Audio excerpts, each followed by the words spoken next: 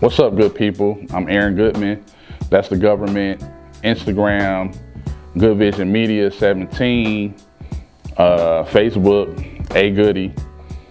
And unfortunately, I had to switch to Guddy because at the end of 2023, the year decided to not let me be great. Say it was gonna leave me with something, so somebody hacked my page at the end of the year. So if any of y'all got any of those texts from whoever hacked my page about sending them $100, that ain't me, I'm good. A little bit about me, grew up in Highland Park, really didn't have the dreams and aspirations of becoming a videographer and photographer.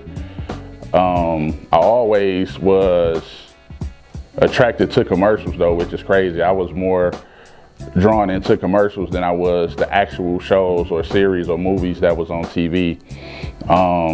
Eventually when I grew up, started going to church and working on the media team and got the love for working cameras, loving to create. Crazy story is I seen my bro go from working at a warehouse to doing photography to not working again. And ironically, sometimes when you got crazy faith, I'm like, if God can do it for him, he can do it for me. So that's when I just jumped out the boat and started doing my thing full time. So here I am. I've been in the industry since 2017, kind of forcefully, but at the time, I was working at this plant. We did the paint for the big three. And this when I first got my camera, I hopped on QVC and bought a camera and I was making payments on it. So every weekend I was doing weddings with my mans, and this how I knew it was time for me to get up out of there, because every time I would go to work, I'm working midnights, I'm bringing my laptop to work, I'm editing, I'm working, all I'm thinking about is new concepts and new ways I can do this and angles and all that other good stuff. So really when I was at work, my body was at work, but my mind was geared towards this new career that I wanted to head off into. I even got in trouble.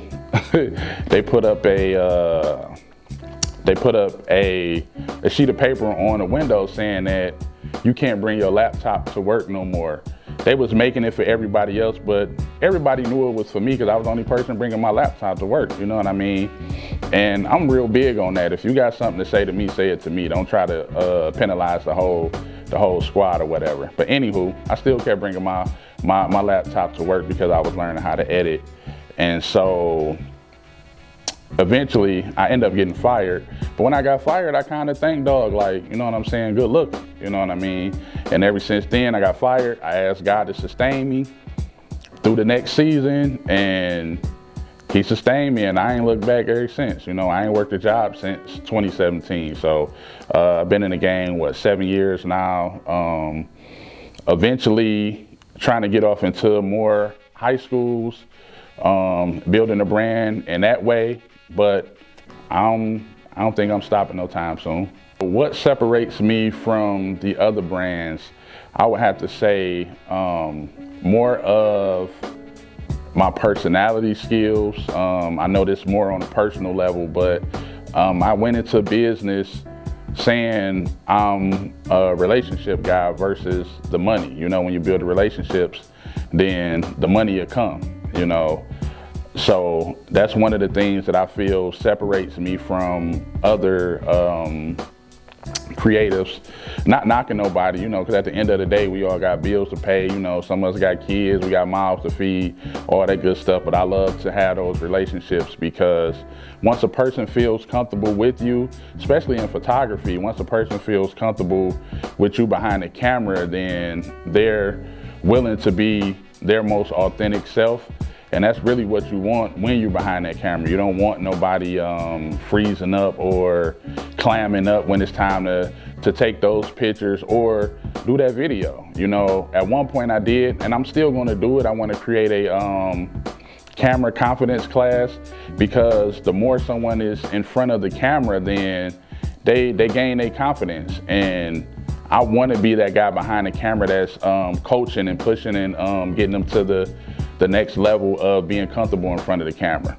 Now, I'm not always in front of the camera, but when I do get in front of the camera, I really don't have no isms or schisms about being in front of the camera, because I'm always gonna be my authentic self. So as long as I'm my authentic self, then, you know, it is what it is when I'm in front of the camera.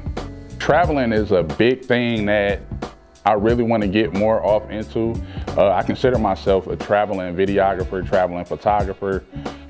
So I've been to LA, Atlanta, Florida, where else? West Virginia, Kentucky, Ohio, of course, multiple states. My goal is to hit 20 states this year. So I got to get the ball rolling. I just went to Kentucky a couple weeks back to do some work for a client. But I do offer those services if you need me to come out of town, you know what I'm saying? Only thing, you know, client got to pay for the flight, pay for the room, and pay for the service, and I'm gonna come out there and knock it out the park. I wouldn't mind doing some destination weddings. I was talking to one of my clients from New York, and we trying to work something out for his wedding. He getting married in the Caribbean, so we trying to work out the actual factuals on that.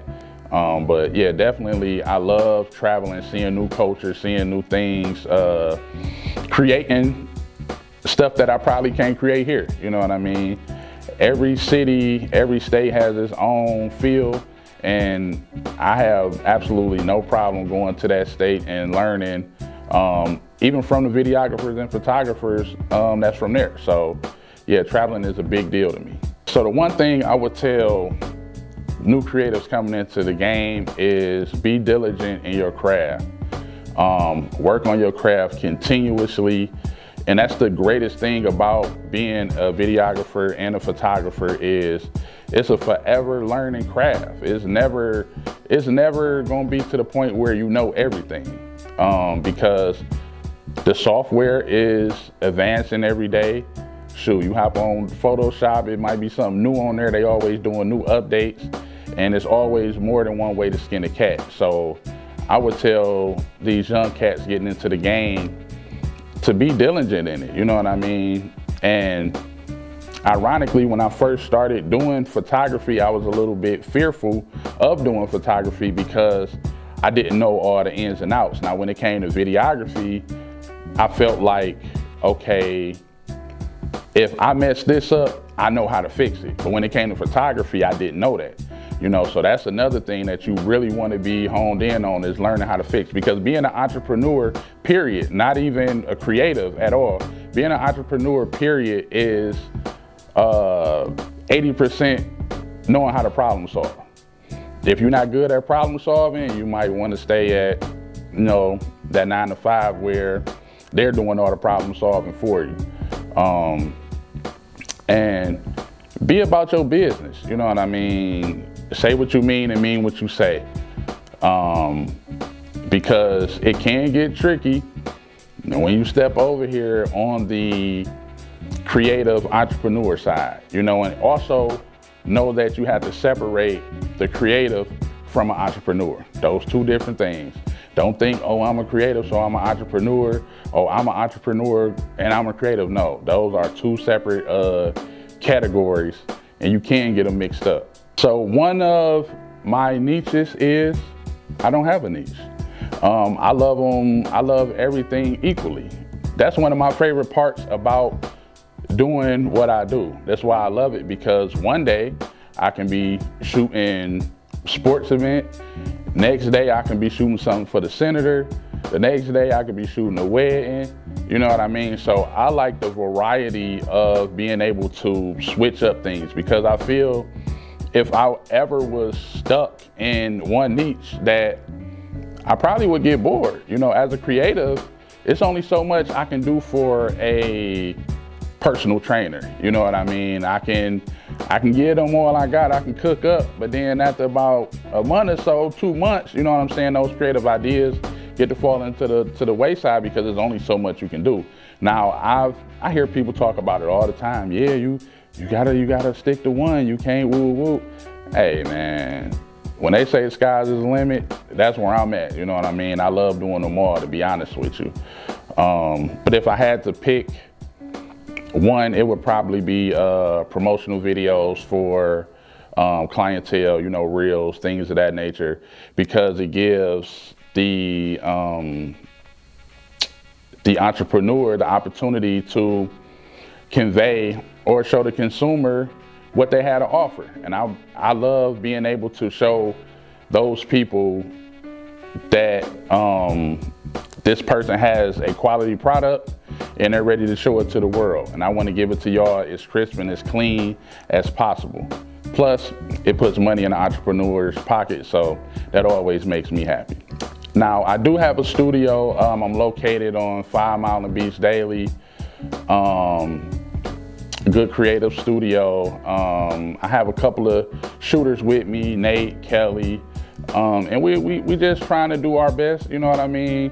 In a land where it's a lot of photographers and this and that, you know what I mean? You can't really worry about who's to the left and who's to the right. You gotta have that tunnel vision.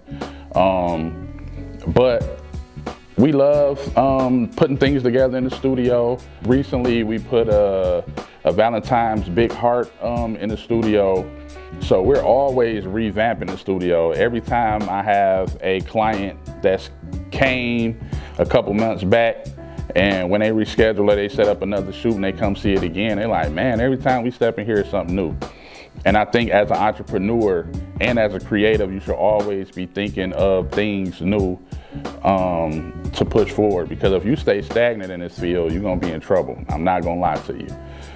Because creatives are creating every day. Every time you go to sleep, God give you a dream. So when you wake up, you better be ready to push that thing. Burger King French fries and McDonald's French fries.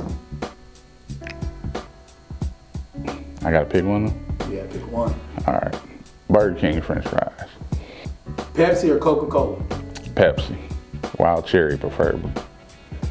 Android or iPhone? That's a tough one because I was forced to cross over to iPhone. Bought a new drone, and for some odd reason, the only way I can operate it was by getting the iPhone. So that kind of forced me to get an iPhone. But now that I'm on iPhone, Team iPhone, I stick over here. Nikon or Canon? Oh, I'm a Canon guy all day long. Like, don't ask me about no other brands if it ain't Canon. You know, I get young cats come up to me, oh, what kind of camera should I get? My young dog came up to me, oh, what kind of camera should I get? I told him a Canon. Sent him the link and everything. Dog went out and got an Amex or whatever he got. And then I don't know how to work it. I don't know how to work it either. That's why I told you get a Canon. If you would have got a Canon, then I'd have been able to show you whatever you needed to do. But you know, Canon definitely top of the line for me. Well, I saw a post on Facebook, and it was a humor post, and the post read, I need to find me a photographer that don't know their worth yet. And I get it, you know what I mean? Because they want to find a photographer that don't know their worth so they can pay the least amount of money. So I kind of piggyback off that, like, I need to find a client that know their worth, because once the client knows their worth, then money is no object. Not saying that everybody balling out of control, but once you find a client that knows what they want and how they want it, then they understand that it doesn't come cheap. So those are the type of clients that I want, you know. So, you know, the humor was there, it was funny, yada, yada, yada. But at the end of the day, everybody wants to be valued at what they're valued at. So for these new, young, and up and coming photographers and videographers, I say know your worth, know your value. And also, one thing that was taught to me by a guy at ProCam, he said the cheaper your prices are, that kind of scare people away. So you kind of want to have some prices that's in the same price range with everybody else, you know, but I get it when you're starting off, it's like, oh, I don't know how to do X, Y, and Z, so I don't want to charge this, and that. But once you get your bearings and you get your game up, then you got to start charging what you feel you worth. Because I went through that for a couple of years. I think that's probably one of the hardest things to do when you're an entrepreneur is the prices. You know what I mean? I still get a little tongue-tied sometimes when people ask me prices because I'm so used to giving people deals. But in 2024, you know, them deals off the flow. I ain't gonna lie to you, because I know what I bring to the table, and what I bring to the table is good, clean, crisp, quality pictures, good, clean, crisp, quality video. And then also, like I said with the studio, we always building. As an entrepreneur, I feel like it's important to always keep putting money into your business as well. So I know that if I charged you $1,800 for a full day wedding last year, this year I gotta charge you more because I know I done probably bought some new lenses, I done bought some new cameras, I done bought some mics, I done did all that, and that stuff ain't cheap, you know what I mean? So I gotta get my money back, you know what I mean, for the time and effort that I put in.